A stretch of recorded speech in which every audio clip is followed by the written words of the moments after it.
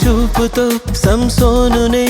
దెలీలా లొంగదీసెనే తన అందమే తను చూపితే సంసోను లొంగిపోయెనే వేల మంది వచ్చినా లొంగలేదులే ఒక్క చూపు చూపితే గుట్టు చెప్పెనే అందమే మోసకరమని తండ్రి చెప్పెలే సృష్టినే చూడడానికే దృష్టి ఇచ్చెనే మోహపు చూపులే అవి పాపమైపోవులే నీ కన్ను చెడినదైతే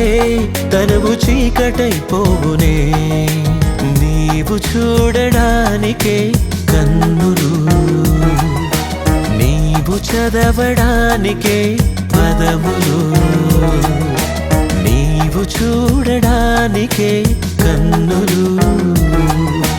నీవు పలుకడానికే స్వరములు